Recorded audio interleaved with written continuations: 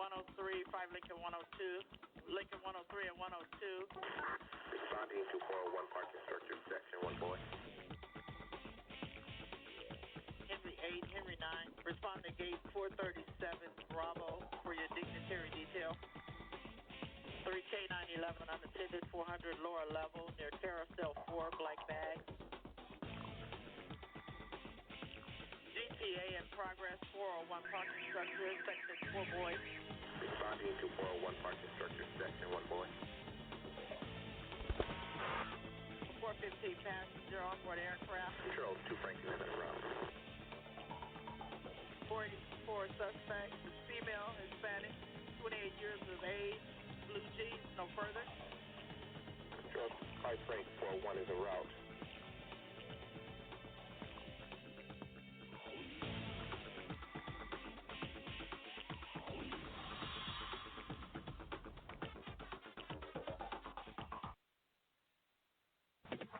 Hello, everyone, and welcome to this edition of the Private Officer Beat Radio for this Monday, the 21st day of September of 2020. It was just about a week ago that we were preparing for the inevitable Hurricane Sally to make her way somewheres across the Gulf Coast. We told you that predictions range from Florida to Texas to Louisiana to someplace in between Alabama and Mississippi. They did narrow it down to someplace along Mississippi or Alabama, and eventually to a little city along the Gulf Coast of Alabama called Gulf Shores, a beautiful city of about 25,000 permanent residents, and of course it draws about 8 million people a year to the white sandy beaches, the palm trees, the blue-green waters, and beautiful area. And unfortunately, at the last moment, Hurricane Sally did make a turn, and it did hit the Gulf Shores, Orange Beach area of Alabama, along with Pensacola, Florida. Now, many of you may be familiar with Pensacola, Escambia County, Florida, and the northwest area of Florida near the Alabama line, because that's the home of a large U.S. Navy base and some pretty famous high-flying pilots that belong to the Navy group, and the Blue Angels, and several other military installations that are well known. So Pensacola, Florida, in Escambia County, and the Gulf Coast of Alabama, and the far reaches of Alabama into Mississippi, including Mobile, Alabama, did take the brunt of the storm. Hurricane Sally, during the final hours, sped up to a Category 2, and it did come in to the Gulf Coast. More than 500,000 people at one time was without power. There were more than 500 individual location rescues from teams from as far away as Texas and Mid-Atlantic area, and Louisiana Search and Rescue was involved, and other agencies. There was some loss of life and some injuries. There were some homes that burnt down during the hurricane, and unfortunately there is millions and millions and millions of dollars worth of damage. In the initial assessment drive that I was involved in, just hours after the hurricane, we literally saw thousands of trees down, multiple buildings collapse. In this area, there's a lot of people in mobile homes and trailers and RVs. It is a retirement area as well as a tourist area, and there's a lot of amenities for that type of environment, so there were a lot of damage to those areas, and unfortunately we had a lot of flooding from the push of water, the surge, extreme surges, unexpected, that did swamp a great area far inland. When you think about a surge, you think about maybe along the Gulf Coast or along a coastal area, or maybe inland a mile or two. but we're talking about a substantial surge well into 10, 15 miles north of the coastline and even further.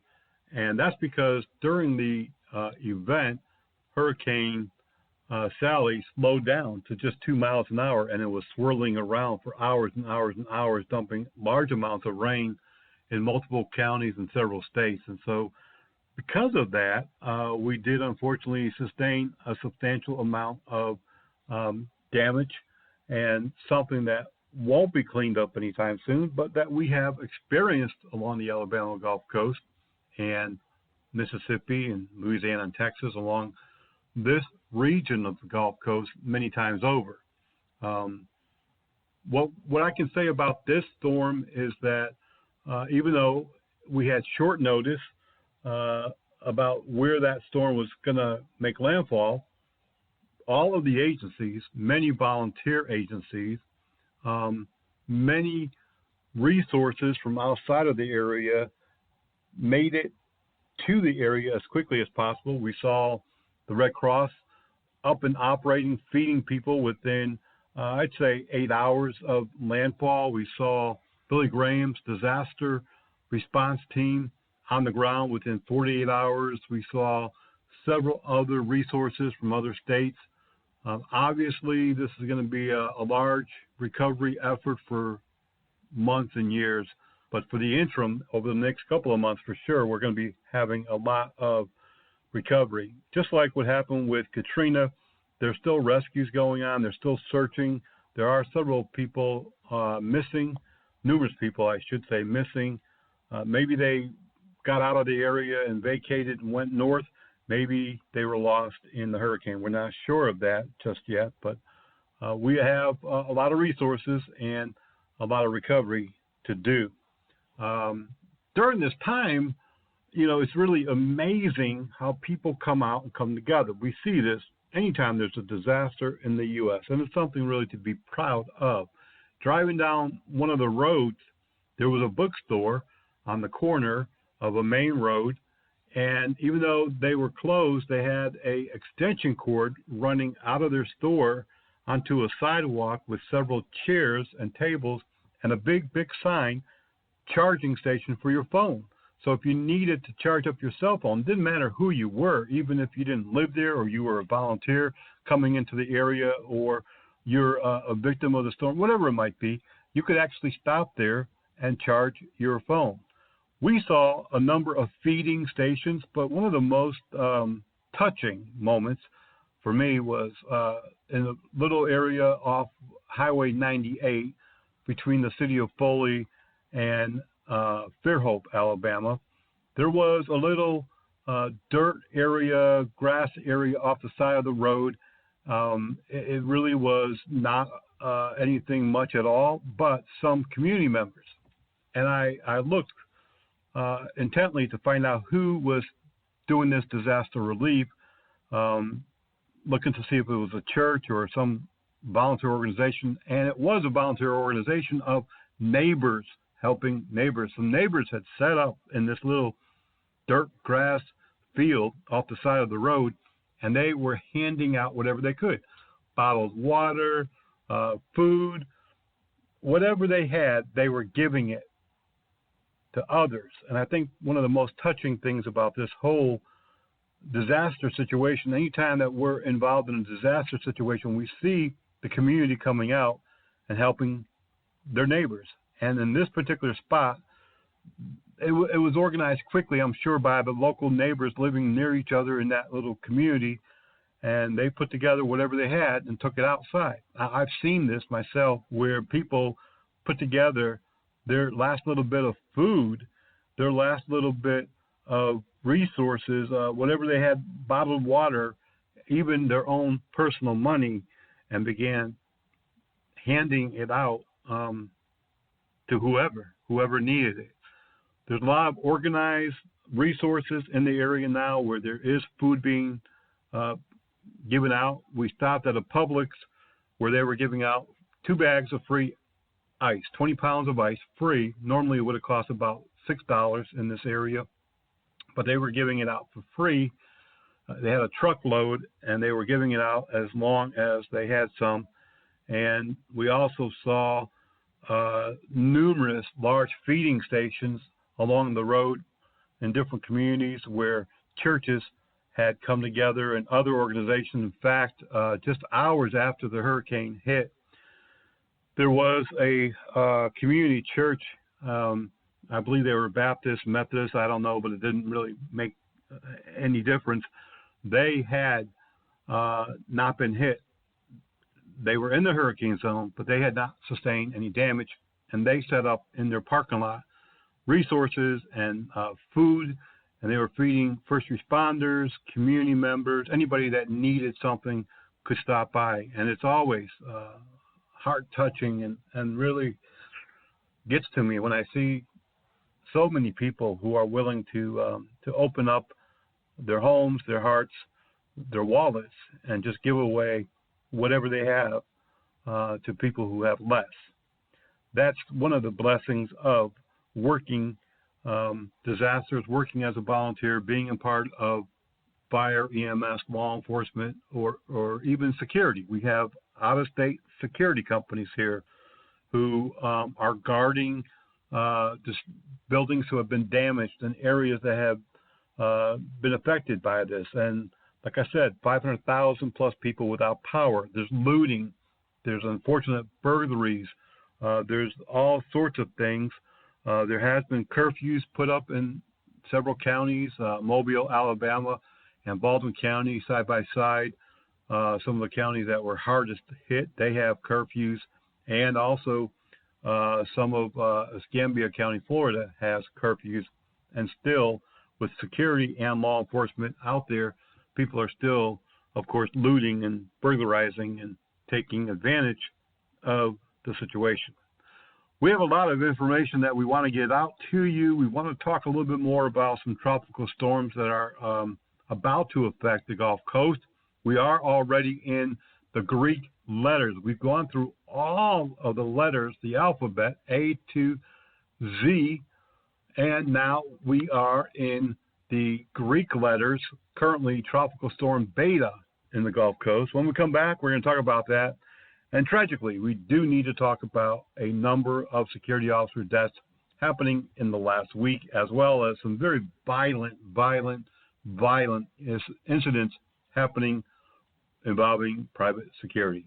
You're listening to the Private Officer Beat Radio. We'll be right back.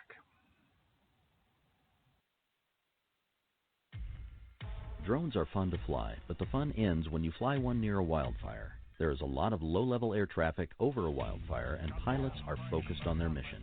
Unexpected aircraft, even small drones near a fire, puts lives at risk. No drone flight or picture or video is worth a life. Not only is it a bad and dangerous idea, only authorized aircraft are permitted to fly near wildfires. Drones and wildfires don't mix. Be smart, be safe, stay away.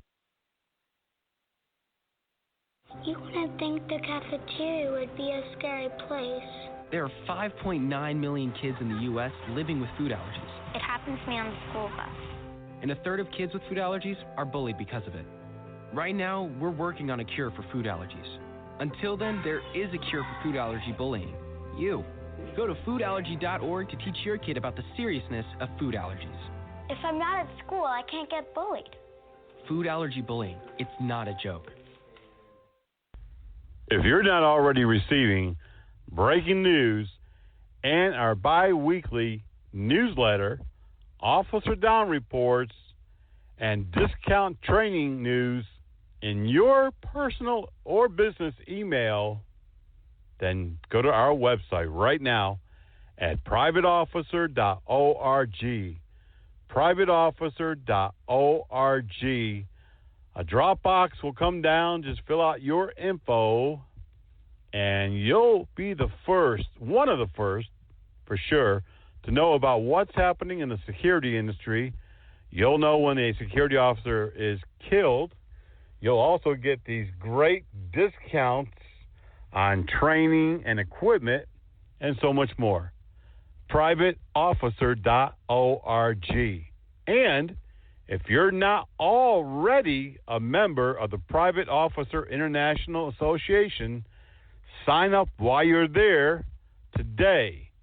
Become a lifetime member for just $99, and we'll also include a free Private Officer International patch and lapel pin. If you are already a member, that's great, and we appreciate you.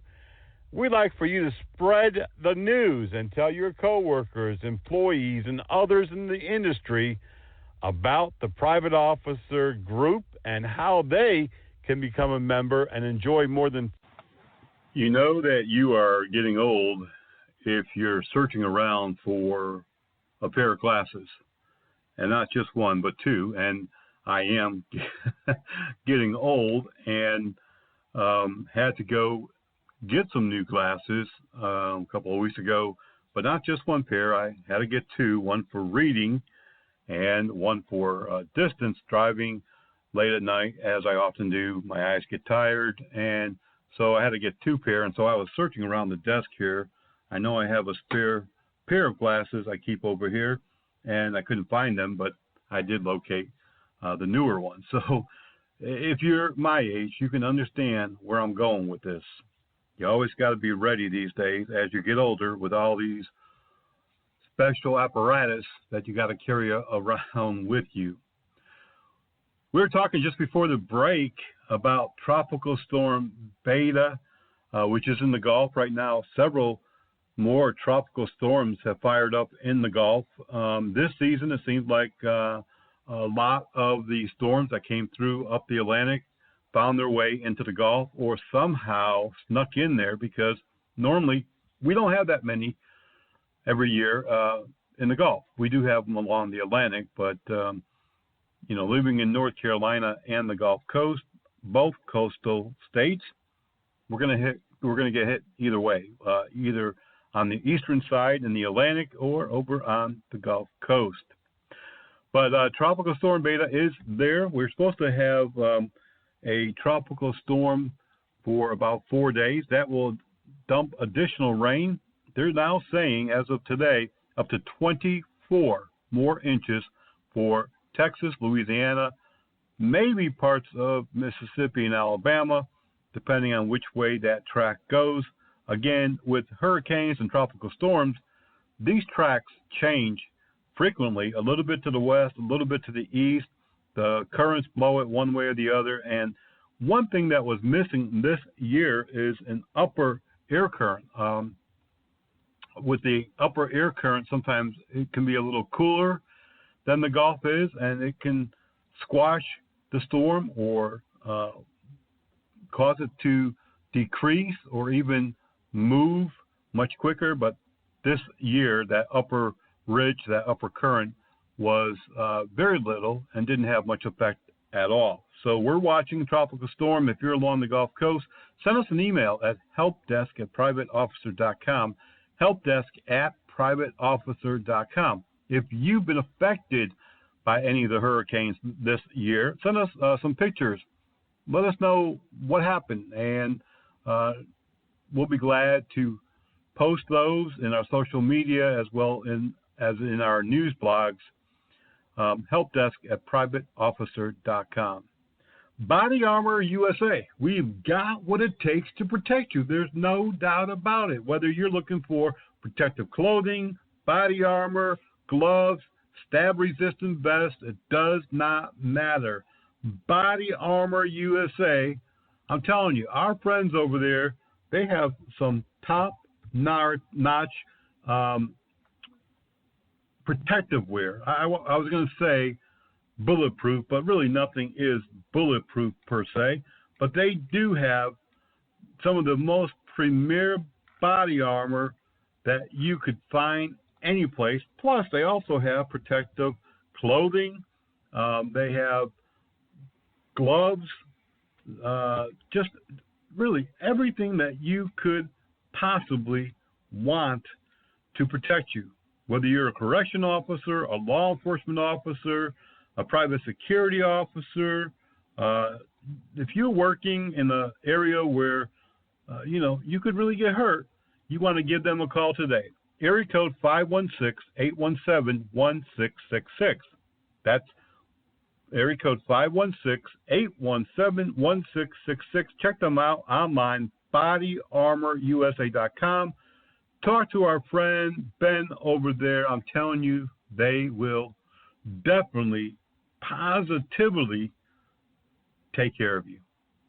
We have a lot of things happening, and tragically, along with all of this hurricane stuff and politics and Black Lives Matter and all this other stuff, we have some tragic security officer deaths that have happened just in the last week. In New York City, just within the last few days, Troy Evans, he's a security officer. He was 55 years old. He fell 6 stories down an elevator shaft in a building under construction in the Wall Street area of New York City. Many are questioning how. How did this happen? Was there a lack of lighting? Was there a lack of protective taping around that elevator shaft? We're not sure. That particular building construction site, according to State OSHA, has been cited several times for deficiencies in safety. We're going to be looking into this, and we will follow this and let you know what we find out. In Falls Church, Virginia, that's in the metropolitan D.C., Maryland, Virginia area in Northern Virginia, Giovanni Alexander Mejia Castro was a security officer working at a nightclub. He got involved in a confrontation with a man, and he was killed, shot to death there, and the man fled and was captured several days later. In Dallas, Texas, Jose Montes was also gunned down during an ATM robbery. He was working for a ATM armored car company. Evidently, in broad daylight, he was attacked, ambushed, and killed. A suspect is on the loose. The FBI has not made an arrest. In fact, I just checked before coming on air. They are offering $50,000, $50K, for anyone who comes forward with information leading to the arrest of Jose Montes in this horrific, terrible, and senseless killing. Even though, because of COVID, many security officers are not working, and many companies don't have security in place because the company's either closed or they are working from home and they have no need for security. The violence involving the security industry has not gone down. We actually have seen it gone up. A lot of lethal incidents involving security over the last 3 or 4 years, and this year is really no difference at all. Jennifer Reyes of New Jersey also died of COVID-19 complications. She had worked as a security officer right up to the time of her illness. Robert Heatley, a retired police officer and a church security officer, also died of COVID-19. He was a U.S. Air Force veteran. And Matthew Patel in the Houston area of Texas, he also died from complications of the coronavirus. We have 244 security officers dead this year so far. Not only will we hit the 250 mark, but we might even hit the 300 mark, something we have never done in the 17 years that we have been keeping records. We have this year in every state almost in the U.S., we have triple number deaths. And that also is unheard of in the 17 years that we've been keeping records. This is something that has been building and building and building for years, but unfortunately with the COVID deaths, the numbers really are staggering. Let me tell you about what has happened, just hit the highlights in 1 week. Last year, during a private officer memorial, I read off the blog for 1 week. I didn't say that those people involved were security. I left that until the end. So everyone in the audience thought I was talking about police activity. Police officer shot at, police officer did this, police officer was killed, blah, blah. No. It was at the end that I revealed that we were talking about security officer incidents, and just for 1 week. Not a month, not a year, 1 week. So let me read off what has happened. And these are just the highlights, folks. These aren't even the news incidents that didn't have any serious injuries or deaths or firearms. A suspect in Phoenix, Arizona, purposely picked out and ambushed a federal contract security officer and shot him outside of a U.S. courthouse in Phoenix, Arizona. Now, they claim that he has mental illness. And unfortunately, we hear that all the time when an incident like this goes down. In Manhattan, New York, just in the last couple of days, a protest riot broke out at a Manhattan federal building. They were protesting ICE, Immigration and Customs Enforcement. A substantial group, according to the video I saw, entered illegally, and the security officer felt threatened and pulled her gun. There's a video of this on the crowd. Unfortunately, now she is under investigation. Also in Phoenix, Arizona, a security officer was threatened by a man armed with a knife who would not retreat, would not drop the knife, and he shot and killed the man who turned out to be a homeless person from the area. In Maryland, a security officer working at a fast food restaurant got into a confrontation, physical altercation with a woman, and they have sworn out arrest warrants for each other, and there's video of this online as well if you'd like to see it. A security officer on duty in Miami-Dade, Florida, shot and killed a man during a confrontation. He was causing a disturbance on a Miami-Dade public bus. Security was called over, and the officer was assaulted and used lethal force. She's under investigation. We don't have any report of any charges, but the investigation is ongoing. 5 people attacked at gunpoint a security officer and robbed him and a gambling business.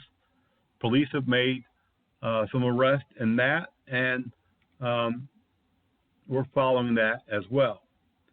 4 people, including a security officer, were shot this past week in Tampa at a nightclub. Some type of altercation happened inside. A man opened fire, shooting 4 people, and that included a security officer. At a hotel, a security officer confronted a man who was stealing from a vehicle. The man began shooting at him. The security officer was not injured. A security officer was mistaken for a police officer and was splashed multiple times with a machete. A woman driving by yelled at the officer in uniform, thinking he was a police officer. He identified himself as a security officer, but the woman stopped her vehicle, pulled out a machete, and splashed him a number of times. In Houston, Texas, a security officer was involved in a gunfight.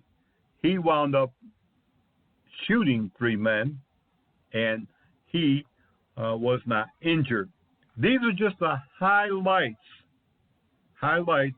of what has happened in just 1 week.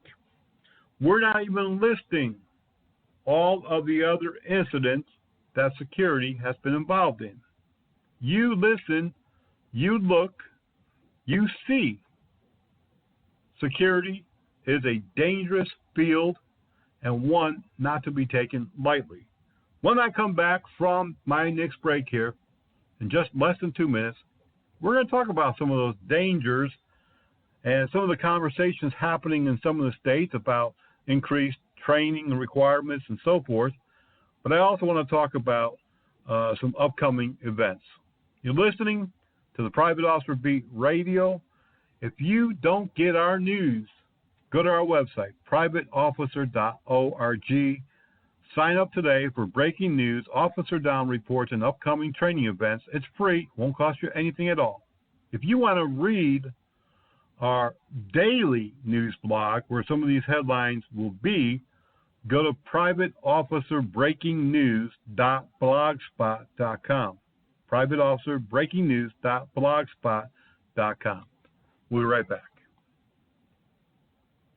More than 114,000 people are waiting on an organ transplant at any given time in the U.S., and at least 80% of those are waiting for a kidney. For kidneys, it largely defaults to waiting time, but for livers, hearts, and lungs, it's largely based on the degree of illness and how sick someone is, and that defines their priority on the waiting list. Dr. Charles Rosen, director of the Transplant Center at Mayo Clinic, says living donors can help save people waiting for a kidney or a liver, but those waiting for other organs, unfortunately, have to wait for a deceased donor. Dr. Rosen says if you're interested in saving another person's life with your organs after you die, it's important to sign up as a donor now while you're still alive to save your family from having to make a difficult decision at a difficult time. We've heard from donor families or potential donor families that decided not to donate because it was such a stressful time in their lives that then 3-6 months later they felt some remorse for not doing that. For the Mayo Clinic News Network, I'm Ian Roth. For some children, America isn't the land of promise. It's a place where every day is a struggle. Because today in America, 1 in 6 children lives below the poverty line. For these children, living in poverty means going without medicine, going without food, going without a warm home, or even a roof over your head. And that's life for nearly 13 million children of all races, all across America. Where will you draw the line and get involved? You can help these children and their families find a way out of poverty for good. And you can make a difference in more ways than you think. Will you help? Go to povertyusa.org today, because 1 in 6 children in poverty is one too many.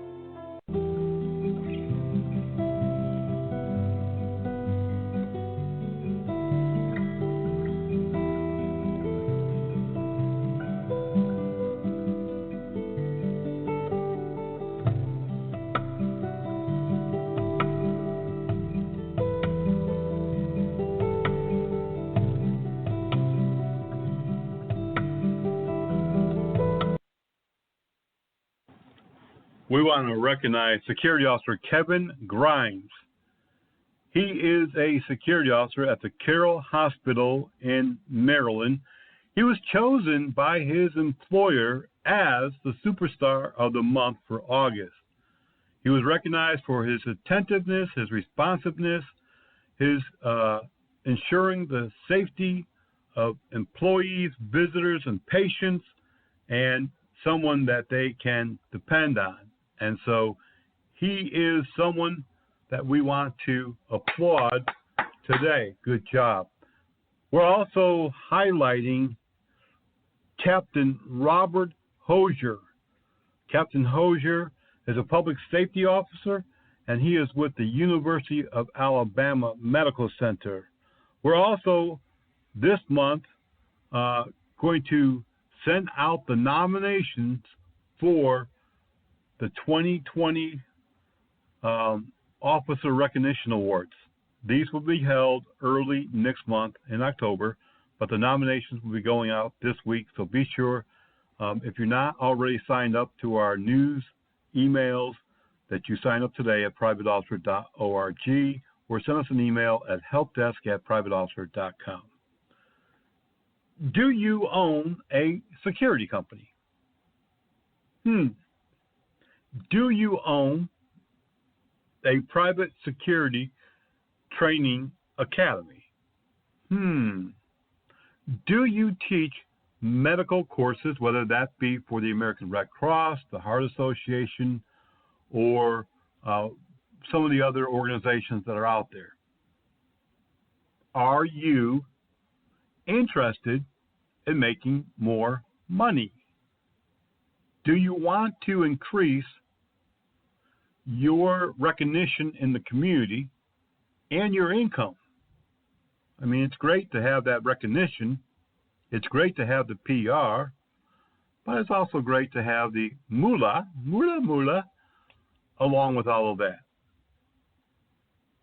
At POI and Armor College, we have had a partnership program for many years. We partner with security companies and security training schools, medical schools, to bring additional training to your location, whether it be physically in your school or to the community. You can be a community school with Armor College and POI. There's no investment, no startup, costs you zero. We do the marketing, we do the training, you help with the marketing, and you help with the training. You get to have a piece of the pie in what's called revenue sharing. If you're interested, contact Carrie, Carrie, at Armor, ARMOUR, college.org. Like I said, we've been doing this for a number of years. It's very successful. If you're in the areas of the Southeast, Mid-Atlantic, or the Midwest even, and you're interested in opening an armor school, contact Carrie, and she will tell you about all of the opportunities, all of the advantages, and the reasons why you should definitely do it. Are you interested in security training in North Carolina or South Carolina? Do you need your SLED training card? Do you need your North Carolina unarmed or armed security officer card? Go to our friends over at Premier Training Academy and go to their website right now, well, after the show, of course. And you can also call them up, 704-806-4933, 704 area code 806-4933. Talk to our friend John.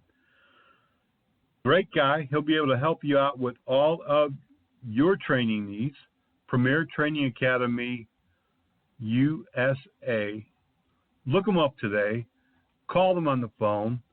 Contact our office for further information. We are going to take a quick break, and when we come back, we've got a whole lot more to talk about. You're listening to the Private Officer Beat Radio. Hey, Mom and Dad, there's a way to let your kids have fun. And learn a skill that can save their life. That's how we got started. That's right. My parents wanted me to feel safer around the water. These big kids know. Swimming is fun. But safety, that's serious. Studies show that formal swim lessons reduce the risk of childhood drowning by 88%. And it's so easy to enroll. We have nearly 1,000 local partners and communities like yours who can't wait to help. Join us today. Go to USASwimmingFoundation.org and click on the Find Swim Lessons link. It can open up amazing possibilities. I learned how to swim. Well done. Well done. The USA Swimming Foundation, saving lives and building champions.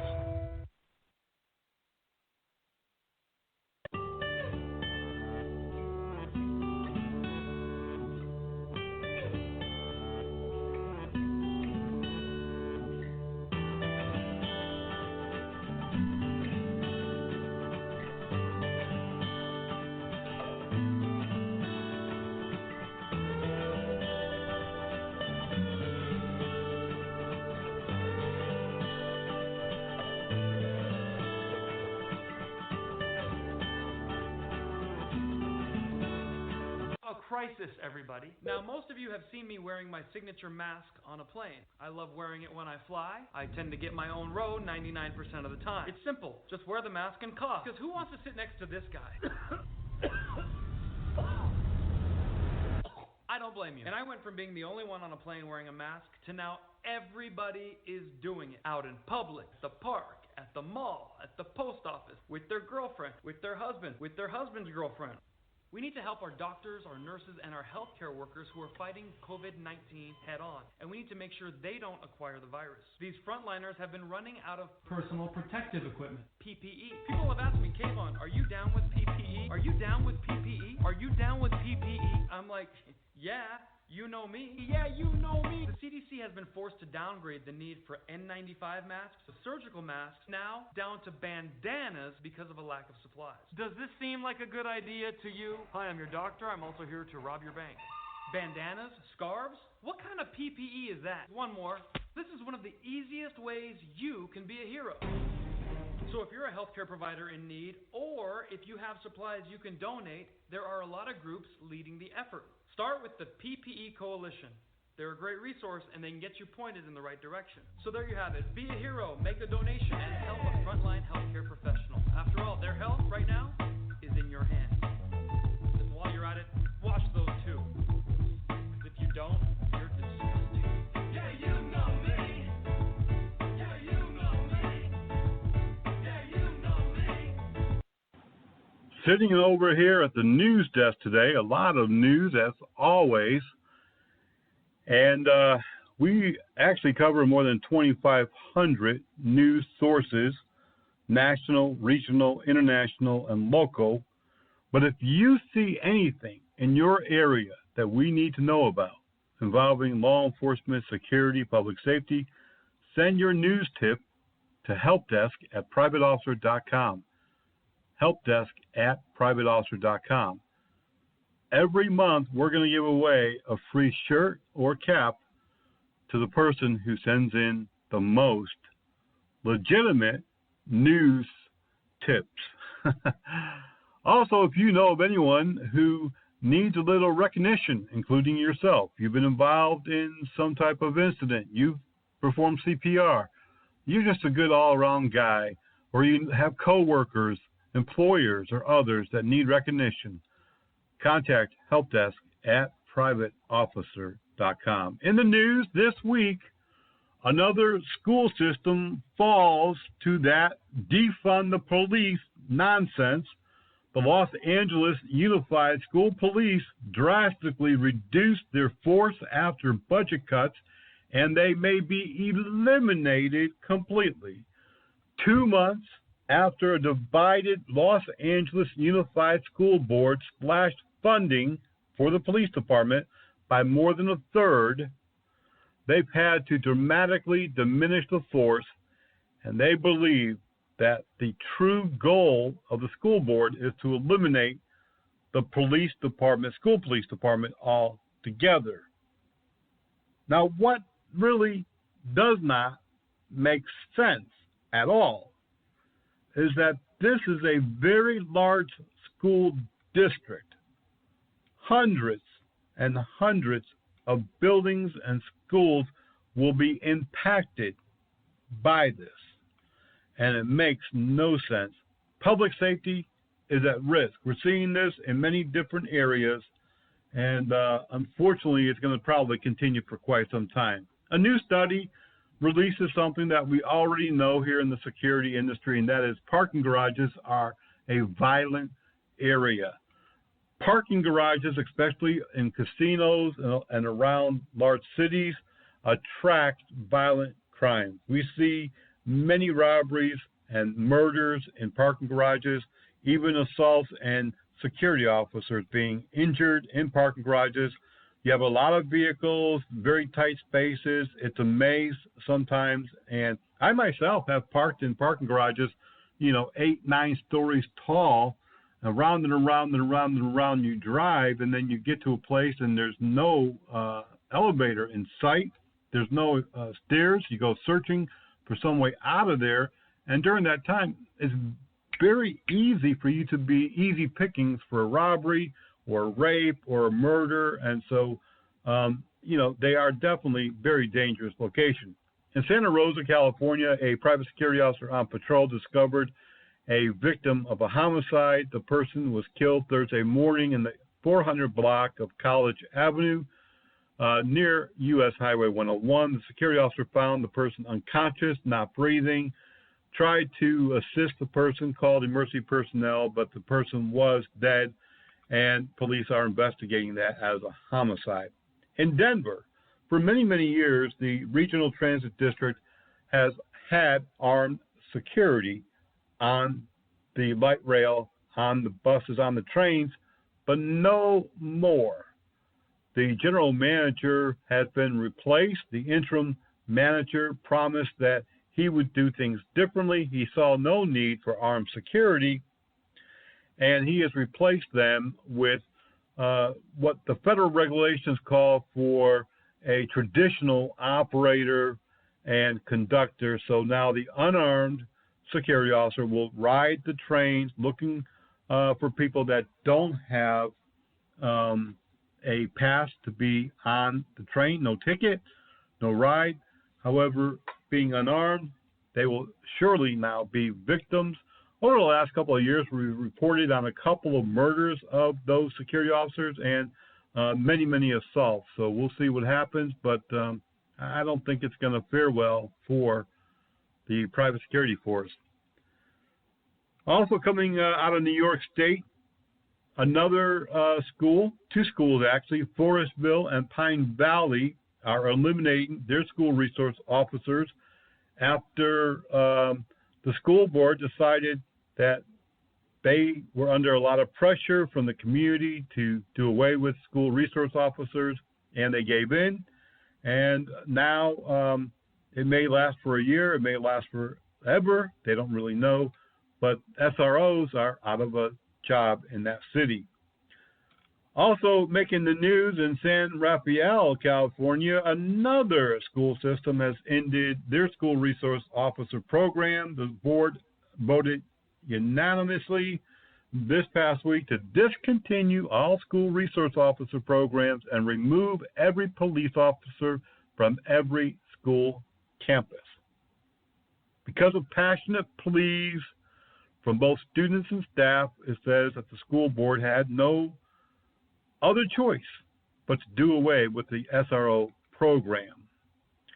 In Dallas, Texas, a motorcyclist from a private funeral procession leading the funeral procession for the murdered security officer Jose Montes was involved in a serious accident and is in critical condition. Keep that person in your best thoughts.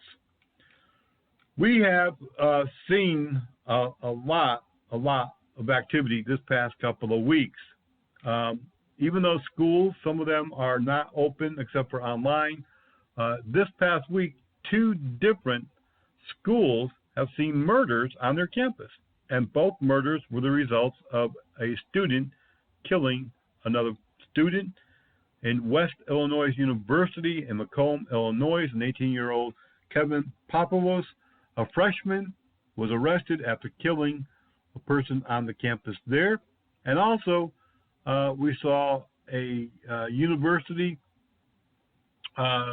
student who killed his roommate this past week.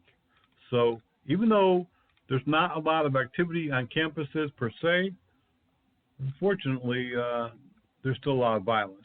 A police chief in Wellsburg, West Virginia, is speaking out after the school board there says they're going to eliminate the school SRO program and put in private unarmed security. He opposes it, of course. He says that eliminating those officers would put the school system, the students, and the faculty into jeopardy. The commissioners say that they're looking at $450,000 for the deputies as opposed to $240,000 for security officers. So, again, they're looking at that change immediately. A security company employee in Maryland got into a fight at Popeyes. We told you about this earlier, with a female who evidently he was trying to enforce COVID rules, got into a physical altercation, and they both swore out warrants for each other, and we're going to be following this further. In St. Louis, the transit authority there, the light rail, who had security, now has done away with their private security, and they're bringing in deputy sheriffs to patrol the Metrolink.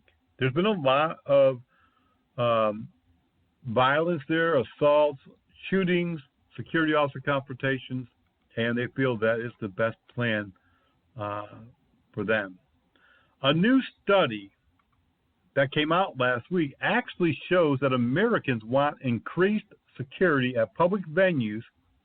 This new study says that since 9/11, in the 19 years since 9/11 terrorist attacks, Americans still remain vigilant, but they are willing to pay more for counterterrorism and anti-crime security at public venues. This, according to a study by the University of South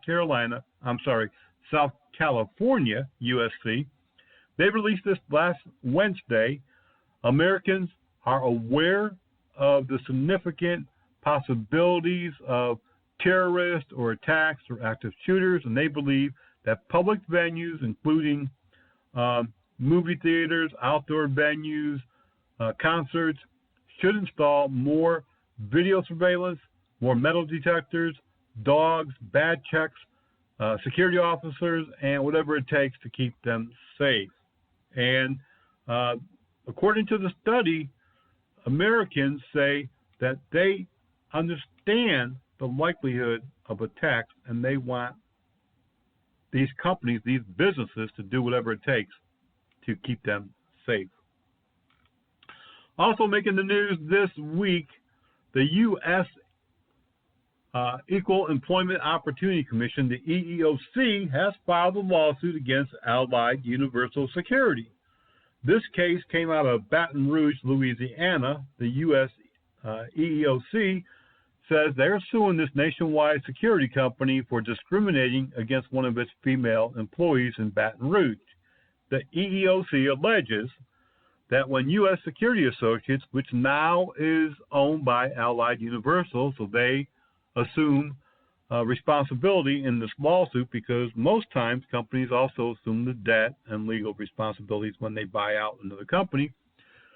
They found out that a female employee was pregnant. They reassigned her to more strenuous duties so she could quit, according to the allegations of the lawsuit. U.S. Security then allegedly insisted that the worker request reassignment before taking her off the schedule entirely. Federal law, by the way, does prohibit adverse actions against employees because of their sex, which includes pregnancy, and the EEOC District Office Director Rayford O.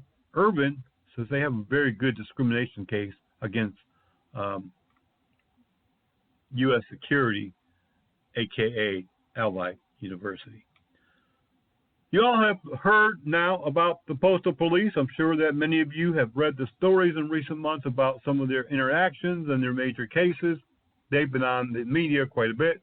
Now the Postal Service wants to stop the authority of Postal Police from making arrests off the property. They only want them to have authority on federal postal property, distribution centers and postal service offices. They don't want them to be investigating or making arrests in mail theft cases, which, by the way, is a large percentage of what they do, and they've done it for years and years and years. And the union, of course, they are arguing about this situation, and it may wind up in federal court. And, of course, our Court Watch Division will be monitoring this as well. A Minnesota man has been arrested and charged on federal arson charges of a Target store in Richfield, Minnesota. This allegedly happened at the Target headquarters after he started a fire during a night of rioting nearby. And according to police, Shador Tommy Cortez Jackson has been arrested on federal charges and faces federal court in the upcoming weeks. A lot of breaking news coming out of all areas of the country, and of course we also monitor security and news in other countries as well. Go to our website at privateofficer.org and sign up today for our breaking news alerts, officer down reports, training updates, and a whole lot more. Or you can follow our breaking news blog every day where we post all of these stories at privateofficerbreakingnews.blogspot.com. Be sure to tell your fellow co-workers, security officers, employers about the news that we offer, about our memberships, training, and so much more. We've got so many benefits, so many services that we offer that people, they're unaware. They're not really familiar with all of what we do because we do so much. You're listening to the Private Officer Beat Radio, and again, we're going to take a quick break, but when we come back, we got a lot more to talk about. What am I doing lying in this casket? Oh yeah, that's right. I'm dead. I got shot. I'm not supposed to be dead. I'm only 17, and now I can't see my 18th birthday because I'm a fatal victim of gun violence. My friends, my family, my own mother was devastated. Can't see her son anymore because of gun violence. And everyone's here at the funeral. But before they lay me to rest, there's just one last thing I have to do.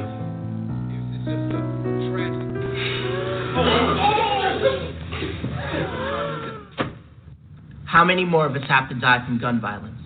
Let's put a stop to this, because if we don't, the next time it could be your child lying in this casket. Brought to you by Men Up Inc. USA, a proud member of the Gun Violence Awareness Movement. It's on us to stop sexual assault. To get in the way before it happens. To get a friend home safe. And to not blame the victim. It's on us. To look out for each other. To not look the other way. It's on us to stand up. To step in. To take responsibility. It's on us, all of us, to stop sexual assault. Learn how and take the pledge at itsonus.org.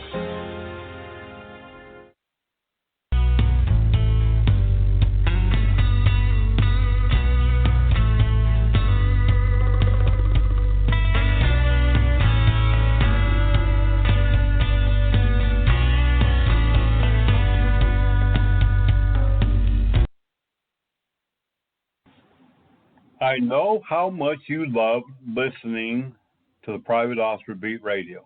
And I know that you've been missing two of our very special shows that we have not broadcasted in a few months now.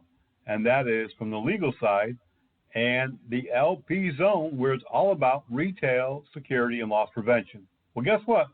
You're in luck, because just like my PD, which I know sooner or later they're going to bring back, we're going to bring back those two shows, From the Legal Side and the LP Zone, starting this coming week.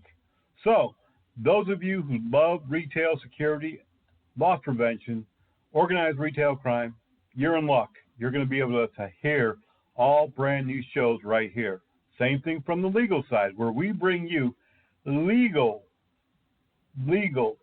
case study and legal information pertaining to your job as a private security officer, special police officer, public safety officer, LP agent, or associated type positions. Be listening, and if you want to be a guest on one of our radio programs, contact us where else but at the help desk, privateofficer.com, help desk at privateofficer.com.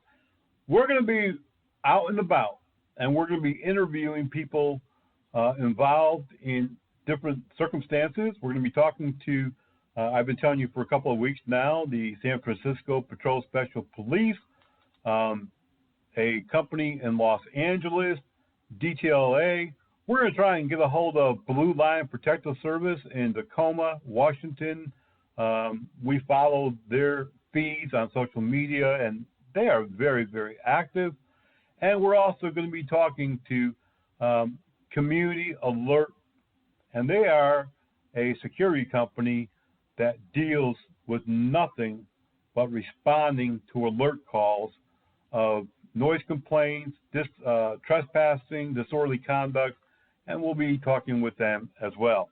If you know of a company, an individual in the public safety field, loss prevention, private security that we need to be talking to, let us know.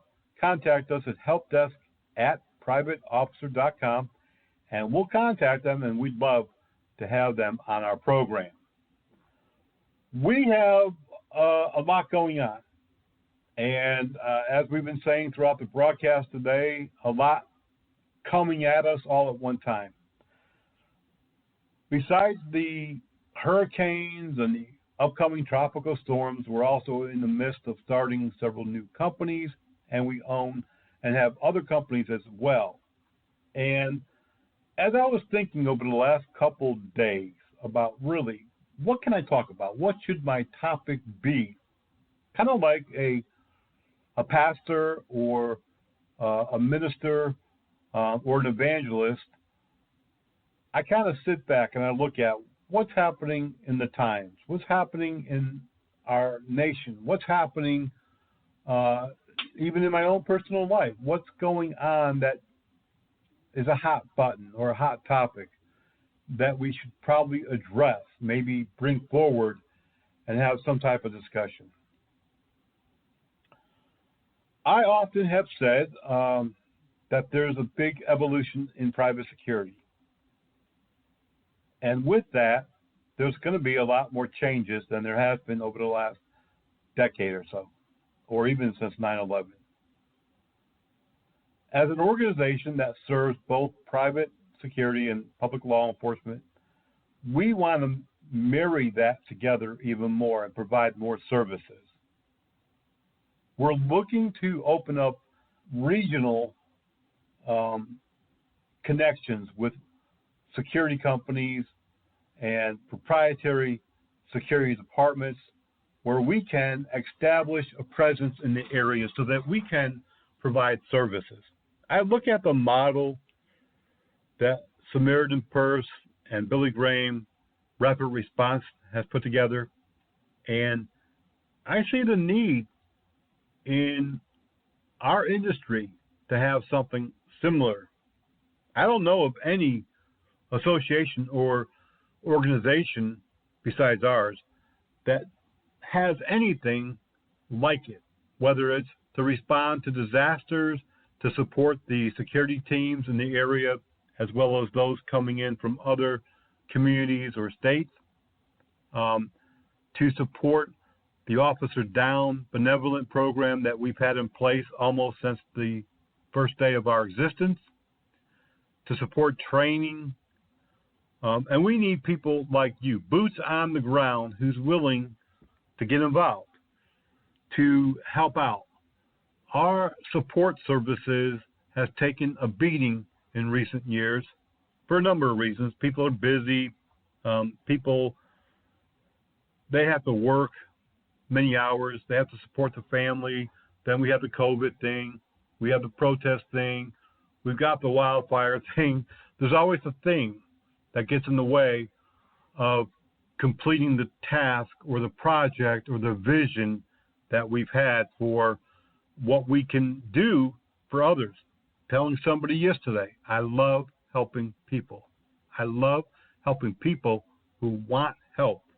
I love helping people who will at least acknowledge what we're doing for them. And with your help, we can establish regional locations. Maybe not a physical office, maybe some type of location where we can say, if you need counseling, if you need disaster relief, if you need training, whatever you need, whether you're a member of the organization, the association or not, we want to establish those locales out there in the community. We can't do it from an office, but we can reach more people by being in the community. I heard a number of times, and I understand from prospective applicants for the association that, what are you going to do for me? What are you going to do for us in the community? What are you going to do here? Are you visible here? What's your presence like? sometimes you do have to bring it down from an international association to a local or regional operation. I'm looking for people on the West Coast. I'm looking for people on the East Coast, people on the Gulf Coast, people in Canada, people in UK that I can train and reach out to support the vision, the true vision of Private Officer International. If you're interested, contact helpdesk@privateofficer.com. I kind of hesitated before giving that out because I was thinking, if you're interested, well, if I'm listening to this broadcast, I'm thinking, what does it involve? What do I have to do? How much time is this going to take? We've had that question before when we've asked for benevolent team members, when we've asked for committee members. I can promise you that this is not an everyday schedule. It's not an every week schedule. It may be every few weeks you're going to put a few hours in, or maybe every month.